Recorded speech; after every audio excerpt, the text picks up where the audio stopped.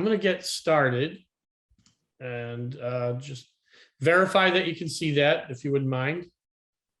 Yes. All right. And I turned on captions in case Roya's Southern accent interferes with, someone understanding her. Never the case. All right. Well, look, everybody's welcome to turn on video. And if you raise your hand, Roya or Gavin will make sure that you're able to talk. This is a discussion. We do this every 2 weeks. So 26 of these a year. And there is no right or wrong time to ask a question. It's whenever you see the slide. And if I haven't remembered to stop, Roya and Gavin stop me. Okay. But we do record it. We'll share it with you afterwards. So if you want to share it with people on your team, you're welcome to do that. It is called an open mic because it's meant for you to ask questions. We go through a lot of real world experiences every day, things that most companies or people won't interact with on a multi-decade basis, but we do it every day. So it's a great opportunity for us to learn from your experience, but you can also ask us questions about what we're experiencing when we're dealing with these things. And if you don't feel comfortable asking, go ahead and post your question. And Roya, Gavin, make sure to occasionally stop me. We have 20 slides. I'm going to go through them fairly quickly. And we're here to talk about environmental compliance. I believe one of the survey questions, and it could be wrong, that'll come up is about what people's orientation is. A lot of compliance pros in this field weren't trained as compliance pros. That's why we host these events. Oftentimes, you were a HVAC tech or some type of administrative support person, or even someone who was working in a different department and you were good at what you did. So you got moved into HVACR compliance. And it has greatly evolved as a topic over the last 3 decades. 2.5 decades ago, you were a compliance pro if you knew how to calculate a leak rate. Today, that's expanded greatly. So my name's Ted Atwood. This is it's actually my 28th year doing this. So we've been on the front line for that entire time. Roya has been with me, working with me for about, 75 of those years, Roya? 18, but close. Okay, close. All right. So I love to start with this topic. And for anybody who's been participating in compliance and it's been a documentation process, I want you to know that it's also defined at the Department of Justice as it is right here on this sheet in front of you. The Department of Justice says the more operationally your compliance obligations are engaged, the more likely or the less likely you are to get a big fine, the more likely you are to be successful. And they consider your compliance program to have been effective at the time based on the things you were doing. All right. I assume there's not many questions about that. This is very important. This Department of Justice document was released nearly 2 years ago, June 1st. And the Department of Justice gave this out to their regional offices so they could use it as a way to gauge how aggressive they should be with people that violate the regulations. Now, this is a term you won't often hear, but it's one that we embrace, and it's one that you should consider. And the concept is, how defensible is your compliance program? Here at TrackRef, it's the core of what we do. We play a really strong defense all the time. We use technology to accomplish that. We centralize the controls, but we decentralize the data collection process. And if anybody wants to know what a defensible program is versus a tactical one, you should consider some of these things on this slide. So about 70% of companies that measure the effectiveness of their compliance programs, but only 20% of those, so roughly only 15% of all companies, include refrigerants in their compliance programs. Some of the questions you want to ask yourself, because the Department of Justice will ask you, or you'll ask your clients this, is, have you ever been penalized Or have you ever penalized someone in either writing or directly for an action that they took that violated your policies? If you haven't, you really don't have a defensible program. Number 3 is, do you have any incentives or review process that will ensure or exhibit some type of consistent deployment of your policies? If you don't, and all you have is a written set of policies, and there's never any consequences, either good or bad for those, then you do not have a defensible program. You have a tactical program. And then lastly, this is our last 2 ones, they're really connected, are how would you score yourself on compliance and performance, and how would somebody else score you? And the reason these things are so important is oftentimes people will write policies or they'll engage in documentation, but they do very little to use that information other than to get it ready for somebody to review for reporting or to provide to some agent if they ask for your records. So everything that we're going to talk about, and even the things that we would discuss or that make it into the software, would largely be focused on a defensible program. So any questions so far, Roya? Silence. Okay. No. Did you say no? No. Okay, good. All right, thank you, Gavin. I don't know what happened to Roy. All right, is your strategy to avoid or embrace the requirements? These terms are taken directly from the Department of Justice's advisory document. Are you trying to prevent misconduct, just detect misconduct, or align your policies to the requirements for the regulations? You know, basically, how compliant are you? Very few companies are 100% compliant. The number of companies that have advanced maintenance programs that put them in that higher bracket still try to achieve a 90% compliance score. So 90% is considered good. Oh, that's considered great. So if you're grading on the curve, you want to ask yourself, are we doing a great job at detecting misconduct and preventing misconduct? And if you can't answer, give a score to either of those, then drop yourself down below the 50% mark.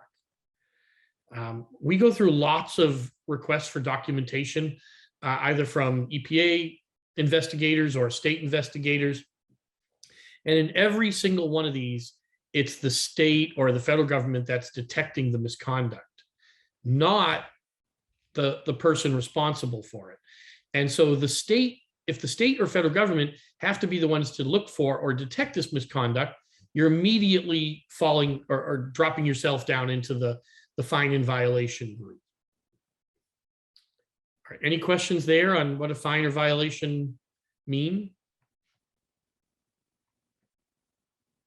This is too easy. Let's take a look at something. Yeah, there are no polls or questions in this one, so you guys are all safe. Sounds like something I forgot to do. But let's talk about the 3 things that matter the most, all right? These are 3 key areas of impact. Anybody who joined the call earlier heard Danny and I talking. Assets. You have to have a strategy for your assets. Are you targeting leak rates? Are you looking for advanced leak inspections? Are your leak inspections finding leaks? Can't tell you how often we interact with clients or meet with new clients, and they've done thousands of leak inspections and they never found a leak. Yet they've added refrigerant. And I've seen leak inspections on June 1st. And then on June 15th, we've seen 50 pounds of refrigerant added to that asset. So you got to have a strategy around these assets. And if you're a service provider, you need to be talking to the clients. And if you're a service, a system owner, you need to be talking to your service providers. Third quarter of the year are when most of the leaks happen. It's the warmest quarter of the year. It's the surprise quarter. It's the quarter where we need this equipment to work the most. And We have to make sure that as we're tracking maintenance into this quarter, whether it's PMs or not, that we're paying attention to the results. Anybody who went and did a leak inspection on June 1st, but then added refrigerant on June 15th needs to be asking themselves, did I do a good enough job leak testing? Or did I just walk through the room with a leak detector? The second one is the actors. These are the service providers. This is owners, managers, operations people, the group of people on this call. Are you tested? Have you given yourself any internal violations? Write-ups, bonuses. Bonuses can be anything. It doesn't have to be financial. It could be, hey, you get a half a day off because you did a great job. And you document against that. And I know this all sounds great. And like I said, we've been doing this for 30 years. We haven't just been advising people. We've been on the front line doing it for 30 years. So I'm telling you, if you do not have some type of incentive program or some type of penalty program, then you do not have a defensible program. You just have a documentation and filing system. Because the third thing, the activity section, is the most important. What's the quality of the data? How quickly are you entering records? I just talked to a client the other day, and they saved up all their files till the end of the year, and they started to enter their files in last week for all of last year for about 40 locations. Immediately, they're in violation. The requirements don't say file this once a year. The requirement is that you calculate the leak rate on each one of the transactions that occurs, and that you document this in a timely manner. Waiting a year immediately puts you into the violation category, because that's not the expected window. And if at any time you ever had a walk-on or a request for documentation, you would fail to be able to meet the minimum requirements for being able to provide those records. And one of the things that we're starting to notice recently is that the Department of Justice is the one reaching out, not the EPA. So the EPA is no longer in the cycle. Department of Justice will send a request to a property owner and ask them for documentation. And so that's a relatively new path for this to be initiated. All right, we're 12 minutes in. Any questions? Let me take a look. You're good. Okay, good. All right. This is a fact. There are leak limits to pay attention to. You know, you have thresholds, but those thresholds, whether it's the 10% for comfort cooling or 20% for refrigeration or 30% for process cooling, regardless of what it is, it's just a trigger that requires new documentation and reporting. It doesn't say you have to do anything specific about the retirement process unless you're unable to fix the leak. And so the EPA tends to fine for not documenting rather than for leak rates. And some of the things that you want to make sure that you do, and if you didn't do them last year, this is a great year to get started. Ask yourself, did I host periodic meetings with my vendors? And if you're a service provider and you are a vendor, you have to ask yourself, during the meetings, did we talk about the compliance things we need to talk about? Or did you just talk about billing or pricing or timing? Timing is important, but it's not what drives things here, not specifically. And you've got to make sure that you go over the documents periodically. Could be quarterly, depending on the size of your operation. It could be every half year. It could be monthly. We have clients that go over records weekly, and that takes up a lot of time, but those are the clients that don't ever have to worry about getting a fine or violation. And the meetings can be short. Some of them are 30 minutes. The longer ones at an hour are not eaten up with niceties. They're eaten up with, or they're consumed with details about what's happening. Danny One of has the a other, question. what's that? Danny has a question. Oh, not so much a question, just a comment. I'm very familiar with several grocery store chains that had leaks well beyond the yearly maximums. EPA came in, they looked at their records, all their records were clean. They showed what they had done, and it was, it was an anomaly that the leak occurred, and they said, "You're good, have a great day. Try not to let it happen again." So yeah, it's not about the leak itself, it's all about documentation. Yep. Thank you, Danny. I appreciate you bringing that up. And it's about terms. There's one term, any of us who've been doing this for a long time, we remember the old days in the 90s and early 2000s when we worked on refrigeration or even comfort cooling, where we had a full charge, where if it was a 3,000 pound, refrigeration system in a grocery store, it was 3,000 pounds. And then in the early teens, a decade or so ago, we made this transition to what full charge really meant. So a lot of grocers and a lot of larger centrifugals through certain periods of the year will not run at a full charge, or they'll adjust their full charge to 15 or 20% of the receiver level. It's really important. If, for instance, you're normally running at a 15% receiver level and you add 30 pounds of refrigerant to a system and it bumps it up to 25% of the receiver, you didn't really actually have a leak. You just adjusted the full charge.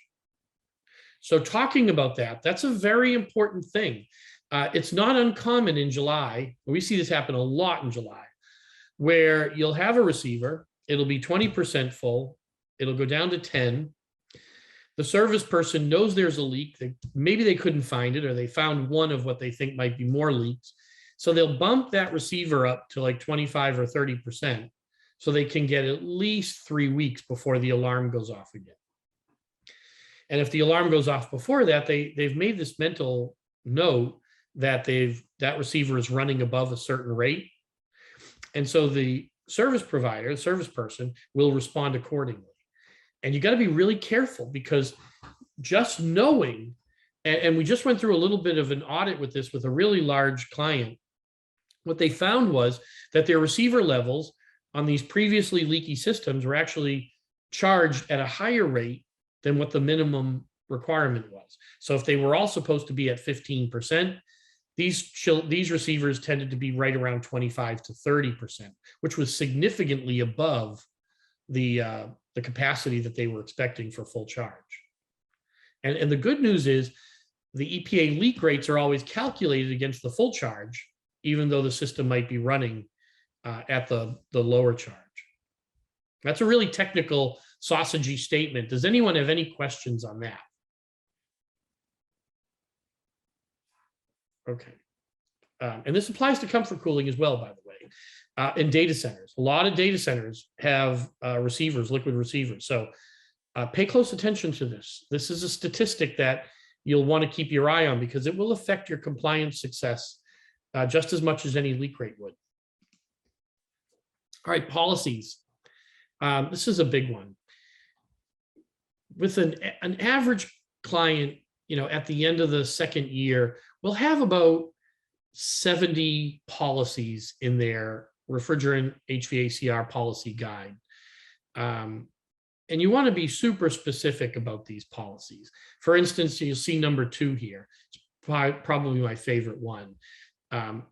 Service company X agrees to enter all service information within, of course, for this case, we wrote 24 hours, but it's not uncommon to see 3 days. Companies that are not clients of TrackRef, that we have very friendly relationships with, they will have 3 days, or it's a penalty to the service provider, and it's a financial penalty. And the notifications can get obscenely large. We get phone calls from people saying, "Look, I've already got 5 emails on this. I'm going to get this service record in." And how TrackRef finds out about a service ticket from a lot of clients is their work order system will tell us there's an open service ticket. And we have APIs that grab this information at 2-minute intervals. And so then once a day, we send out notifications if something's gone over a certain number of days. So it's a really valuable and important policy. And it's also a great piece of communication between parties, because that's what the Department of Justice is looking for. Not just the policy, but is there something in there to escalate it so that it's not just something that's written, but something that's acted upon. All right. Any questions there? You guys are either all asleep or I'm doing a great job. All right. Here's one that you may not have heard of. It's really important. ESG records. Anybody who works for a large entity that reports to the SEC, so a public filing, that you are likely filing what's referred to as ESG records. These go to the shareholders every year. Disclosing the right information in a shareholder record can be the difference between violating your Sarbanes-Oxley responsibilities or staying within compliance. These are usually signed off on by the CFO.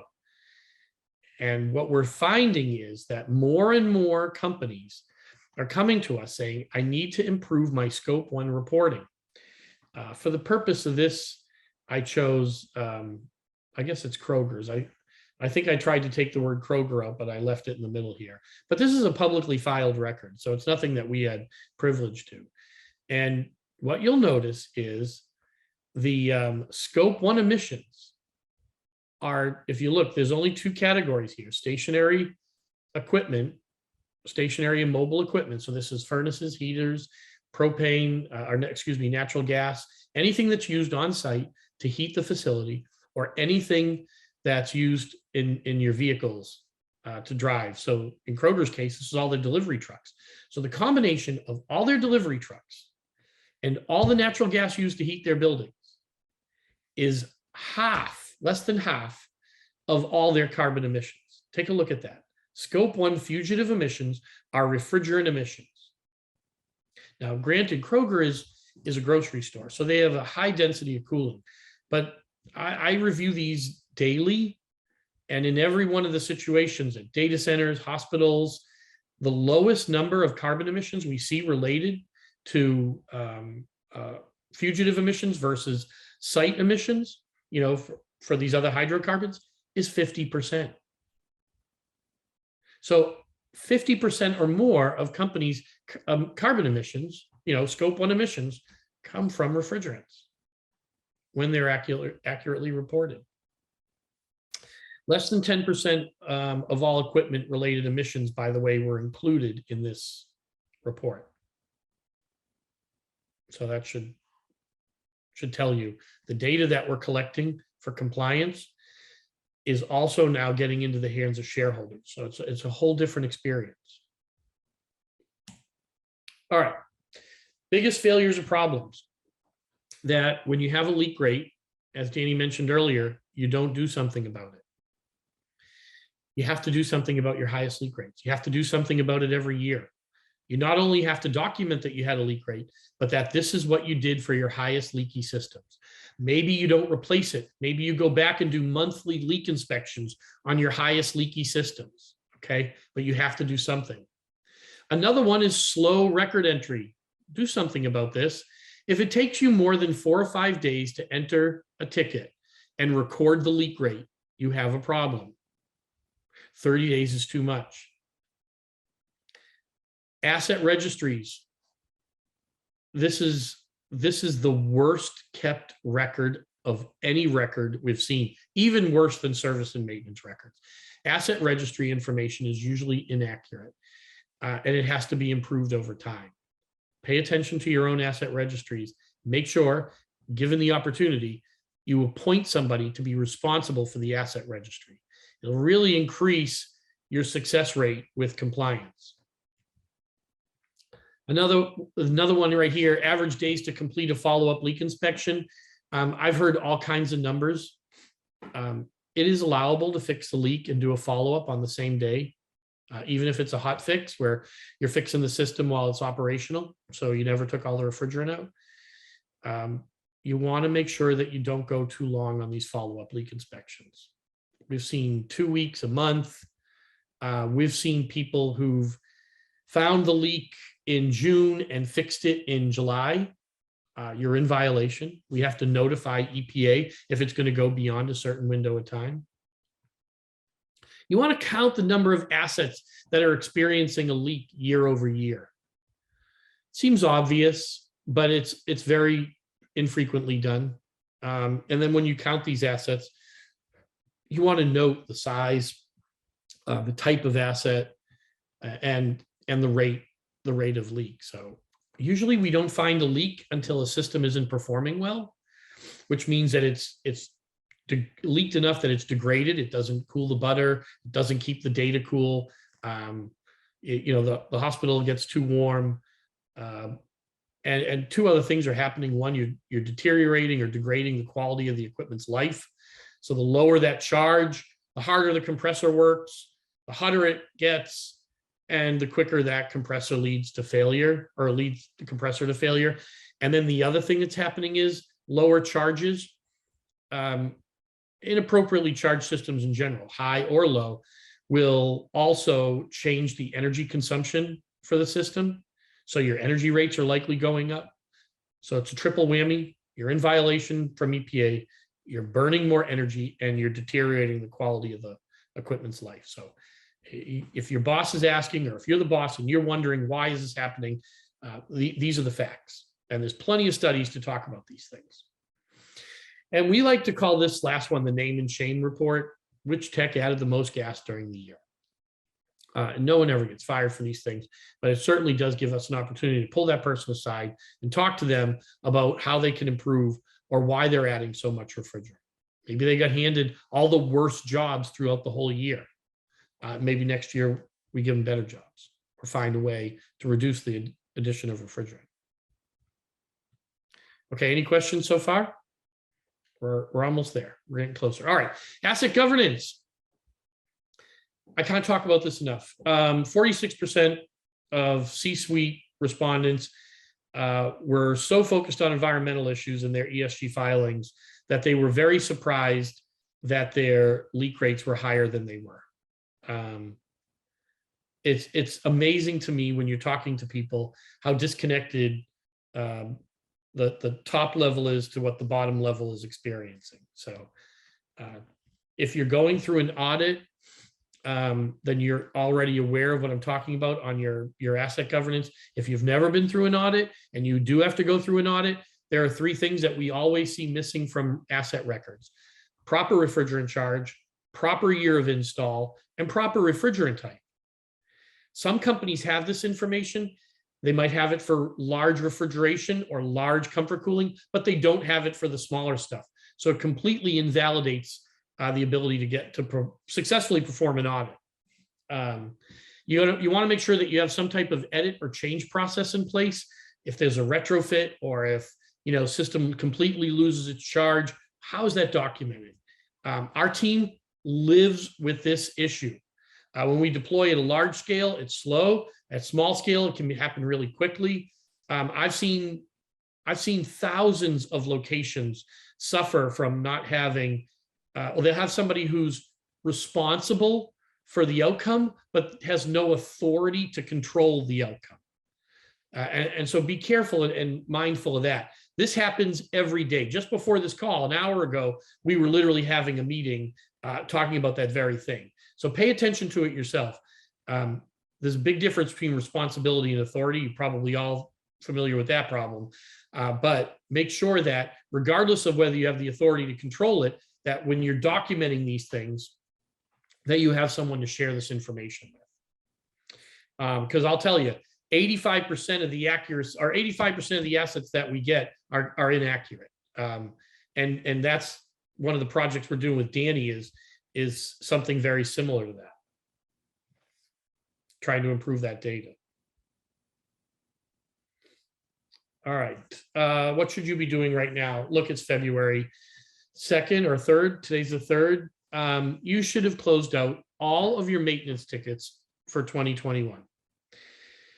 You should have the list of assets that had refrigerant added to them in the last 12 months. You should have already scheduled and completed and documented your end of year leak inspections for 2021.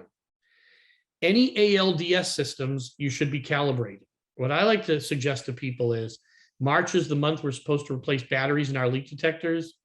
It's a great month to do ALDS calibrations.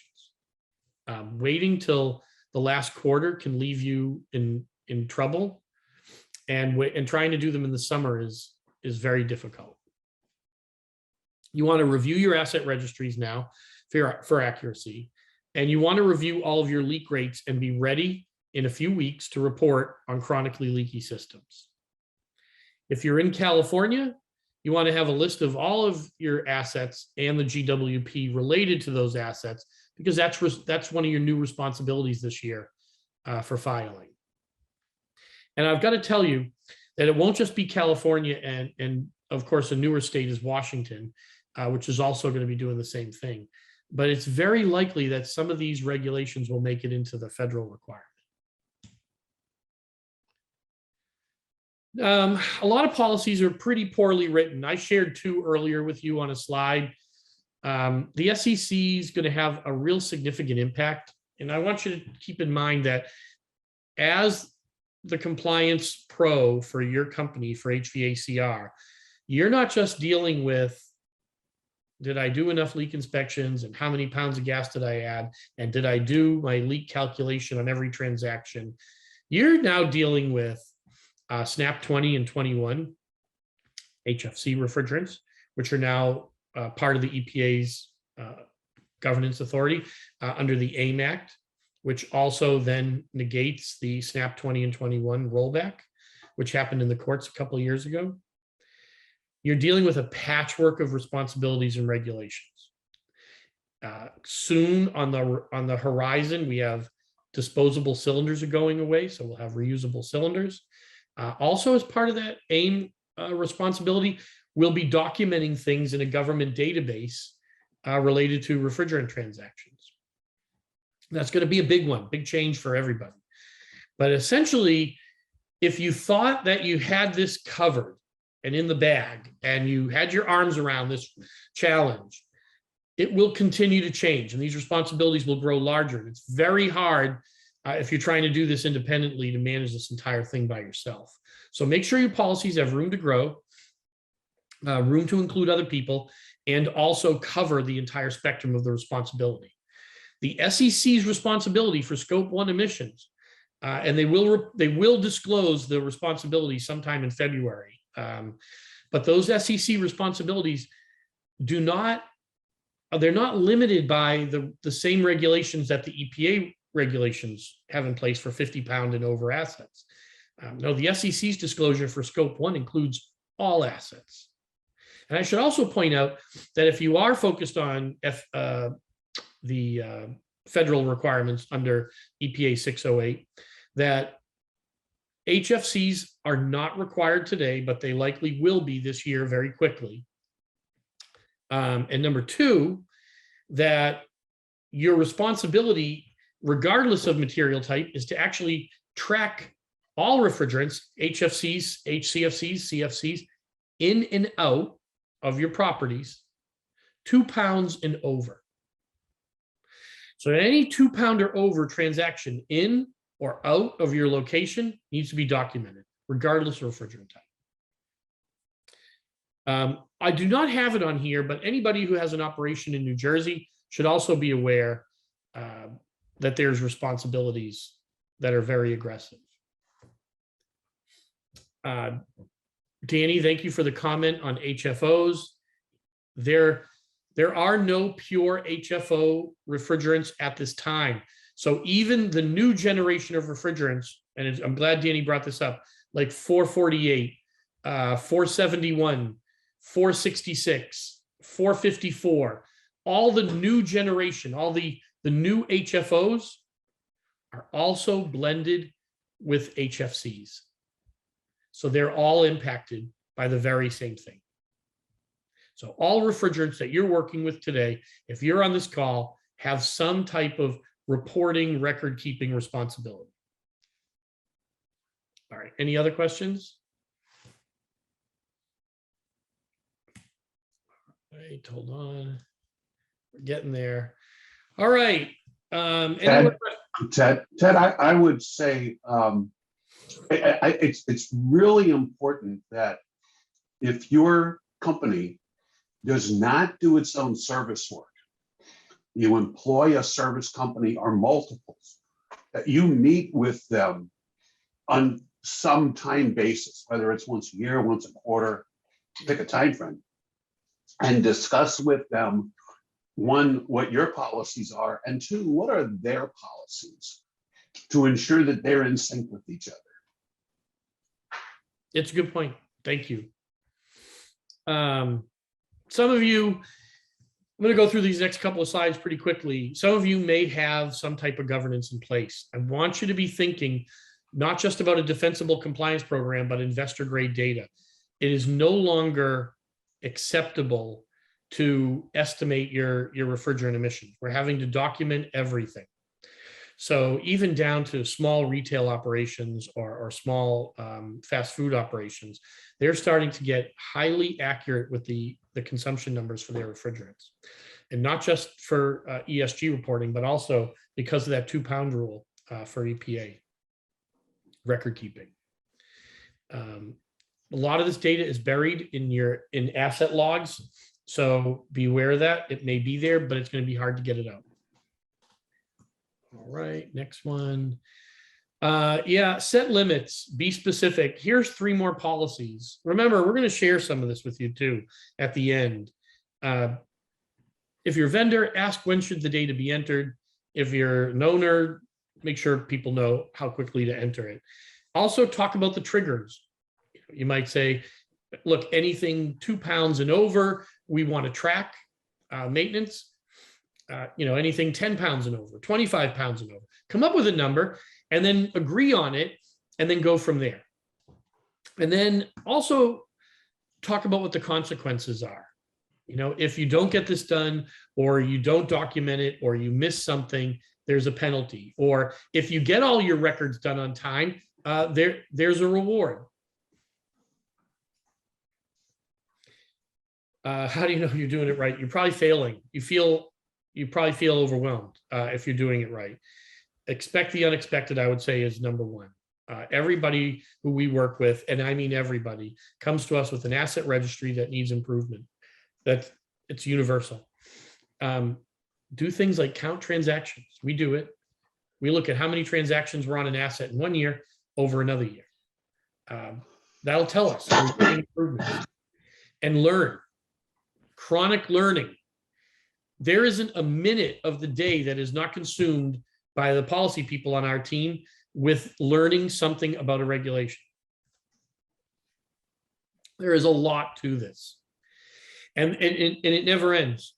This new responsibility for ESG reporting, very significant, very significant. It's probably going to impact us more over time than anything else we do. And as the future comes, we'll start talking about these new EPA releases to regulations and changes like cylinders and maintenance requirements. But ultimately, this data will end up in the hands of shareholders everywhere. All right. Look, we have been doing this for decades. So, either you're in or you're out. Those are Pat Riley's words. To operationalize your commitment is the only way to successfully meet your compliance obligations. And having worked with, been committed to projects with the Department of Justice through actions that started with requests for documentation, I can tell you that we've been really blessed that the teams that we work with are always committed to success. Nobody's looked the other way. I don't know what we would do if they weren't committed, but that's helped us navigate hundreds and thousands of interactions with these people. And we know exactly how the regulators are going to react in most cases, although we are starting to see some new behavior with the Department of Justice outreach directly rather than starting with the EPA.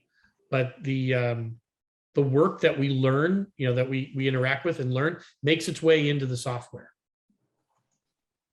And that's my last shameless commerce moment. But look, as compliance officers, and I consider everybody on this call a compliance officer, your job's going to be to manage the data transformation and support your team's knowledge. So we want you to feel comfortable relying on us for that. It's what we do. We're not consultants and advisors. We work with lots of consultants and advisors, though. Happy to direct you to them. But the responsibility we feel that we owe everybody is to share what we've learned and drive that into the software product that makes it better, so that your teams don't have to spend the hours that we're spending learning about how to respond to these regulations or deal with these requirements, that you just benefit from that experience. So I appreciate everybody's time who was able to join, and we'll share this with you afterwards. We have a question in the chat. How can we track when we hire outside contractor to fix our chiller and they charge $134A Freon? Daniel, how are you? Nice to have you here. Thank you. And good question. Everybody who does work in the state of California is responsible for this documentation process, regardless of where they come from. So if they have a license to do work in California, they also have a responsibility to report what they're doing to you.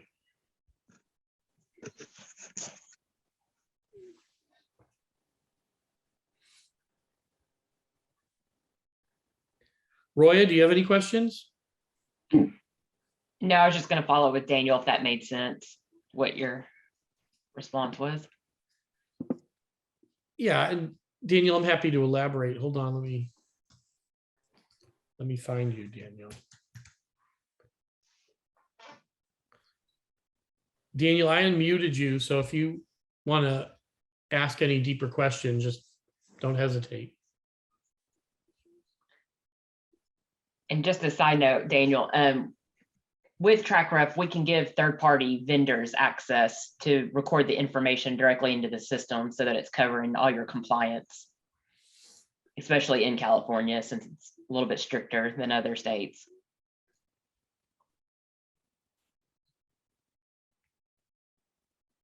Yeah, and one other note on California, actually one other note on all the states.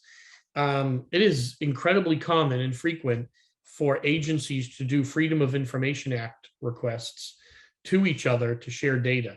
So if the federal government wants to see the state of California's information about leak rates, inspections, audits, and data, they file a Freedom of Information Act request, and any non-competitive information is shared with the federal government.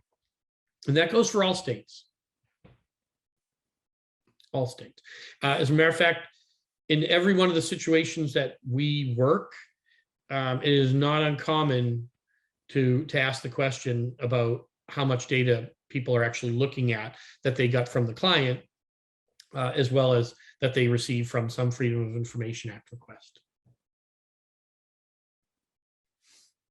All right, 43 minutes, not my longest. I wish I had done that in 30.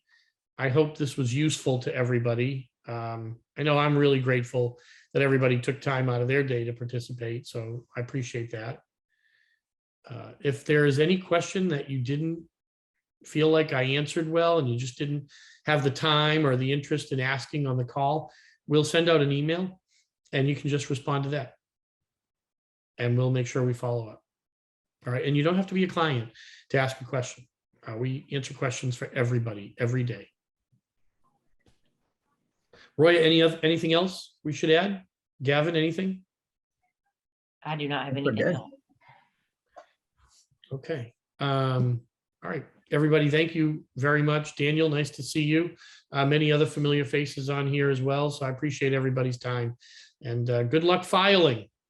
You got a few more weeks, so take advantage of it and ask questions along the way if you need any help. We'll talk to you all soon. Thank you. Bye.